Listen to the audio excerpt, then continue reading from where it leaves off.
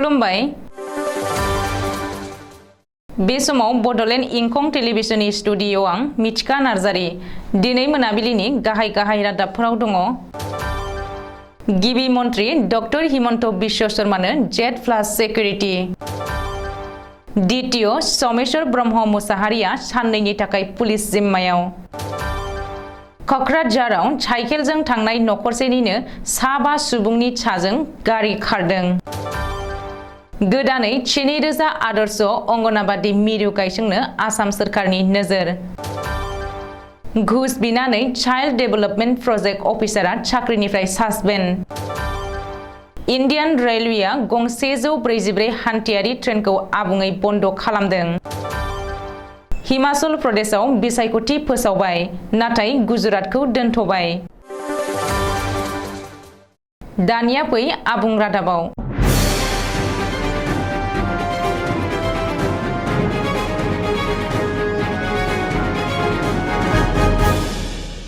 आसामनि गिबि मन्त्रि डक्टर हिमन्त बिश्व शर्मानो Z+ सिकिउरिटि। सिगांनि Z केटेगरिनि सिकिउरिटिखौ आपग्रेड खालामनानै हिमन्त बिश्व शर्मानो Z+ सिकिउरिटि होबाय। मख'नो गोनांदि डक्टर हिमन्त बिश्व शर्मानो गोलाव सम सिगांनिफ्रायनो Z केटेगरिनि सिकिउरिटि होबोबाय जादोंमोन। नाथाय मिरु नखर मन्त्रालयआ डक्टर हिमन्त बिश्व शर्मानि रैखाथिखौ नोजोर होनानै Z केटेगरिनि सिकिउरिटिखौ आपग्रेड खालामनानै Z+ सिकिउरिटि होबाय। मिथिनो हानाय बायदि हायद्राबादाव गणेश चतुर्थीनि मोनसे हाबाफारियाव डक्टर हिमन्त बिश्व शर्माया बाहागो लाहैनाय समाव रैखाथिखौ लानानै माखासे सोंथि सिखांनायनि उनावनो हिमन्त बिश्व शर्मानो Z+ सिकिउरिटि होनाय जादों। मख'नो गोनांदि हायद्राबादाव गणेश चतुर्थीनि हाबाफारिनि जौसाङाव डक्टर हिमन्त बिश्व शर्मानि माइक्रफनखौ सासे दुथाङा हरखाब सिख'हैदोंमोन। ओरैहाय बे जाथायनि उननिफ्रायनो डक्टर हिमन्त बिश्व शर्मानि रैखाथिनि सायाव नखर मन्त्रालयआ नायबिजिरबोनाय जादोंमोन। लुथिनाय आरो जाख्ल'नायनि दायाव भिजिलेन्स आरो एन्टि कारापसन बिफानजों हमजानाय कक्राझारनि द्वितीय सोमेश्वर ब्रह्म मुसाहारिखौ साननैनि थाखाय पुलिसनि जिम्मायाव दैथायहरबाय।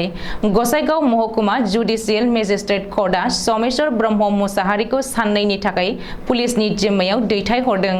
मिथिनो हानाय बायदिब्ला द्वितीय सोमेश्वर ब्रह्म मुसाहारिजों लोगोसे हमजानाय गुबुन 3 मददगिरिफोरखौ थांनाय हराव गसाइगाव महकुमा जुडिसियेल मेजिस्ट्रेट कर्टआव हाजिर खालामनाय जादोंमोन, जेराव बिजिरसालिया सोमेश्वर ब्रह्म मुसाहारिजों लोगोसे गुबुन 3खौबो साननैनि थाखाय पुलिसनि जिम्मायाव दैथायहरो।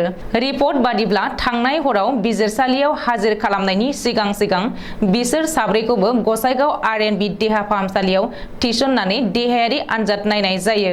मख'नो गोनांदि आसाम सोनाब बेंगल सिमना श्रीरामपुर गेटआव सिन्डिकेट सालायनाय आरो गुबुन जाख्ल'नायनि दायाव कक्राझारनि द्वितीय सोमेश्वर ब्रह्म मुसाहारि आरो 3 गुबुन मददगिरिफोर फारियै रिचार्ड मुसाहारि, मनज बसुमतारी आरो चौबिक डेमोनखौ बुधबारखालि हराव एरेस्ट खालामनो हादोंमोन। मख'नो गोनांदि भिजिलेन्स आरो एन्टि कारापसन बिफाननि अपारेशनाव सोमेश्वर ब्रह्म मुसाहारिजों लोगोसे नोगोद 36 लाख रांबो बोखांनो हादों। कक्राझाराव गिख्रंथाव लामा जाब्रथाय। साइकेलजों थांनाय नखरसेनिनो 5 सुबुंनि साजों गंसे मालगारिया खारदों। कक्राझार CITनि साखाथियाव जादों बे गिख्रंथाव लामा जाब्रथाया। बे गिख्रंथाव लामा जाब्रथायाव सासे आइजोआ जाथायसालियावनो जिउ गोमायो आरो गुबुन 4आ गोब्राब जखम जायो। सुलुङाव फोरमायथिनाय बायदिब्ला AS19AC2866 नम्बरनि मुवा बेसाद रोगाग्रा गंसे टाटा ACE गारिया गंसे साइकेलजों थांबाय थानाय मोनसे नखरनि 5 सुबुंखौ उनथिंनिफ्राय सौख्लायनानै मोदोम साजों खारलांदों। बे गिख्रंथाव लामा जाब्रथायाव जाथायसालियावनो जिउ गोमानाय आइजोखौ 40 बोसोर बैसोनि रम्फा नाथ होननानै सिनायथिनो हादों। गुबुन फारसे बे जाब्रथायाव रम्फानि फिसाय, फिसाज्ला आरो फिसाजो एबा बिफा, फिसाज्ला, फिसाजोआबो गोब्राब जखम जायो। जखम जानायफोरनि गेजेराव 3 बोसोर बैसोनि फिसौजो धरा नाथआबो दंफायो। बबेखानि जखम जानाय गासैखौबो जायगानि सुबुंफोरनि मददाव बोखांनानै गोब्राब हालोदाव देहा फाहामसालियाव दैथायहरनाय जायो होननानैबो सुलुङाव फोरमायदों। ओरैहाय बे गिख्रंथाव जाब्रथाय खालामनाय मालगारिनि ड्राइभारखौ कक्राझार पुलिसआ हमबाय होननानैबो खौरां मोनदों। गुवाहाटी नोगोरमानि श्रीमन्त शंकरदेव कलाक्षेत्रआव खुंनाय हाबाफारिनि गेजेरजों हादरगिरि द्रौपदी मुर्मुआ दिनै गोदानै लुफुंनो गोनां गंथाम रोजा गोदान अंगनाबादी मिरुफोरनि अन्थाइ खुन्थिया गायसनदों। बे मोनसे हाबाफारियावनो हादरगिरि द्रौपदी मुर्मुआ साहा बागिचा ओनसोलाव गं 100 मडेल सेकेन्डारि स्कुलफोरनिबो अन्थाइ खुन्थिया गायसनो। बे हाबाफारियाव रायजो बेंगिरि प्रफेसर जगदीश मुखीजों लोगोसे गिबि मन्त्रि डक्टर हिमन्त बिश्व शर्मायाबो बाहागो लायो। बे हाबाफारियावनो गिबि मन्त्रि डक्टर हिमन्त बिश्व शर्माया बुंदों दि दिनै 3000 अंगनाबादी मिरुफोरनि अन्थाइ खुन्थिया गायसनदों। फैगौ बोसोराव आरोबाव 2000 अंगनाबादी मिरु गायसनगोन।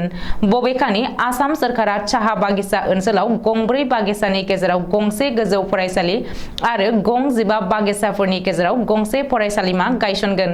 आसाम सरकारा थांनाय बोसोरसेनि गेजेराव गं 97 हायार सेकेन्डारि स्कुल गायसनदों आरो 737 सा फोरोंगिरिफोरनो थिसनथाइ होदों होननानैबो गिबि मन्थ्रिया बुंथिदों। मख'नो गोनांदि आसाम सरकारा रायजोआव गं 7000 आदर्श अंगनाबादी मिरुफोर गायसननो थाखायबो नोजोर होदों होननानै गिबि मन्त्रि डक्टर हिमन्त बिश्व शर्माया फोसावदों। गहपुराव घुस बिनानै सासे सोरखारनि मावख'गिरिया साख्रि खोमानानै लानो गोनां जादों। मिथिनो हानाय बायदिब्ला गहपुरनि जयदुवार खोन्दोनि खुदिया जौगाखां बिथांखि एबा चाइल्ड डेभेलपमेन्ट प्रजेक्ट अफिसारखौ घुस बिनायनि दायाव साख्रिनिफ्राय सासपेन्ड खालामबाय। घुस बिनाय साख्रिनिफ्राय सासपेन्ड खालामजानाय सोरखारि मावख'गिरिखौ जयदुवार खोन्दोनि चाइल्ड डेभेलपमेन्ट प्रजेक्टनि सिनियर एसिस्टेन्ट आरो रां सानख'ग्रा जगत बसुमतारी होननानै सिनायथिनो हादों। जगत बसुमतारीखौ आइजो आरो खुदिया अनसाय बिथोनगिरि खनि बिथोन बायदियै साख्रिनिफ्राय सासपेन्ड खालामनाय जादों। रिपर्ट बादिब्ला जगत बसुमतारीया गहपुरनि दिपरा कर्बी दास मुंनि सासे अंगनाबादी हेल्पारखौ प्रमोशन खालामना होनायनि मुङाव घुस बिदोंमोन। नाथाय दिपरा कर्बी दासआ गिबि मन्थ्रिनि भिजिलेन्सनो अजद होनानै बेनि हेंथायै नायबिजिरनो दाबि खालामो। बेनि उनावनो आइजो आरो खुदिया अनसाय बिफाना सिनियर एसिस्टेन्ट आरो रां सानख'ग्रा जगत बसुमतारीखौ साख्रिनिफ्राय सासपेन्ड खालामनाय जायो। मख'नो गोनांदि रायजोनि खना खनला घुस लाग्रा काराप्टेड सोरखारि मावख'गिरि आरो मावफारियाफोरनि उन उन होसोगासिनो दङ भिजिलेन्स आरो एन्टि काराप्शन बिफाना। जाउनाव जाख्लग्रा आरो काराप्टेड सोरखारि मावख'गिरिफोरा गोजोनै थानो हायाखै।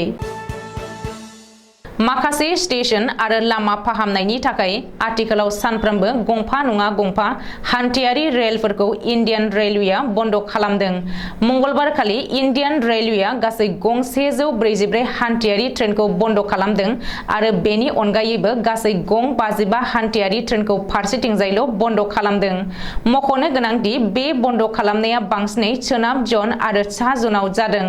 एनएफ रेलवेआबो लामानि खामानि सोलिबाय थानायनि जाहोनाव माखासे ट्रेनफोरखौ बन्द खालामनानै दोनथ'दों। बिसायख'थि आय'गा हिमाचल प्रदेशनि थाखाय जानो गोनां बिसायख'थिनि खालारखौ फोसावबाय। मोन 68 समष्टिनि बिसायख'थिखौ सानसेयैनो जाफुंहोनो थाखाय 12 नबेम्बराव फोसावबाय। लोगोसेनो फैगौ 8 डिसेम्बराव भटखौ साननाय जागोन एबा फिथाइखौ फोसावगोन होननानै मिथिहोदों। नाथाय सोमोनांथाव बाथ्रा दि गुजरातखौ दोनथ'बाय। बे खेबाव हिमाचल प्रदेशनि थाखायल' बिसायख'थिखौ फोसावबाय। मख'नो गोनांदि बेनि सिगाङाव खेबफ्रोमबो गुजरात आरो हिमाचल प्रदेशनि बिसायख'थिया खेबसेयैनो फोसावजायोमोन आरो भट साननायाबो सानसेयावनो जाबोबाय थादोंमोन। नाथाय बे खेबाव बिसायख'थि आय'गा सन्देह खालामजादों। सिङाव माबाफोर जाहोन थाबावनो हागौ होननानै भारतनि चिफ इलेक्शन कमिशनखौ गोबाङानो सावरायदों। दिनै मोनाबिलिनि रादाबा एसेनोसै। गोजोन्थों।